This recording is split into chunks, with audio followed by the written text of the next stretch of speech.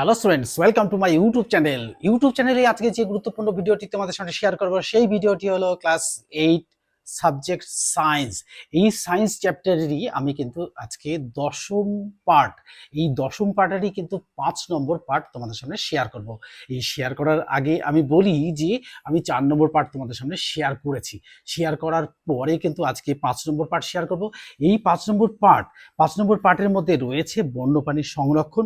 এই বন্যপ্রাণী সংরক্ষণের আর এই যে আমি লিখেছি এখানে যে কয়েকটি বিপন্ন বন্যপ্রাণী ও তাদের সংরক্ষণ, এর উপরেই কিন্তু আজকে আলোচনা হবে।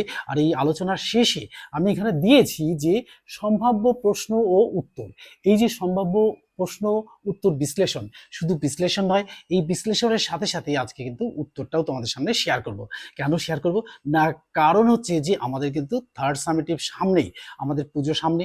এই পুজোর মধ্যে কিন্তু আমাদের ঠিকঠাক করে পড়া হবে না।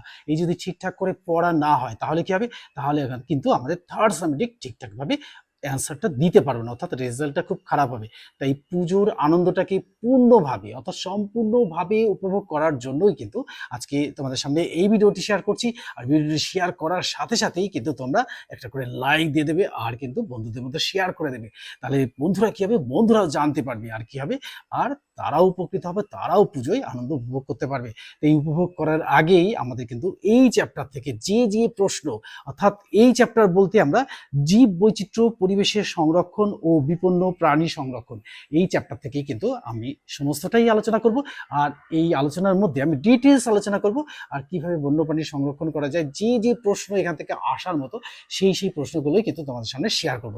শেয়ার করে দিলে কি হবে, তোমরাও কিন্তু এর উত্তরটা সঠিকভাবে জানতে পারবে এবং পরীক্ষায় সঠিকভাবে লিখতে পারবে। আর পরীক্ষায় সঠিকভাবে লেখার জন্যই কিন্তু আজকের এই ভিডিওটি। আর এই ভিডিওটি যদি আমরা সঠিকভাবে না জানি তাহলে কিন্তু আমাদের পুজোর সময় একটু সমস্যার সম্মুখীন হতেই হবে।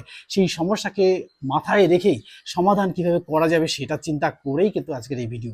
এই ভিডিওটি দেওয়ার আগে আমি বলবো যে সবাই কিন্তু বইটা নিয়ে বসবে। আর বইটা নিয়ে বসলে কি হবে, বসলে পরে পাই টু পাই লাইন তোমাদের সামনে শেয়ার করবো। আর শেয়ার করলে কি হবে, শেয়ার করলে তোমরা জানতে পারবে। তাহলে চলো আমরা দেরি না করলে সরাসরি চলে যাই ইউটিউব চ্যানেলে সেই গুরুত্বপূর্ণ ভিডিও, যে ভিডিওটি দেখলে পরে আমাদের কিন্তু থার্ড সামেটিভ পরীক্ষাটা ভালোই হবে। তাহলে চলো চলে যাই সেখানে। হ্যাঁ, আমরা শুরু করতে চলেছি বন্যপ্রাণী সংরক্ষণ। সবাই বই নিয়ে বসো, তাহলে কিন্তু খুব সহজেই জানা যাবে এর মধ্যে কি কি আছে। দেখো, ইতিপূর্বেই আমরা দেখেছি যে মানুষের জীবন নানাভাবে বৈচিত্র্য অর্থাৎ জীব বৈচিত্র্যের উপর নির্ভরশীল। তাহলে আমরা মানুষরা সবাই কিন্তু জীবের উপরে নির্ভরশীল। কেন না, আমাদের দেখো কি কি প্রয়োজনীয়, দেখো আমাদের কি ধরনের, আমরা কেন নির্ভরশীল হয়ে পড়বো।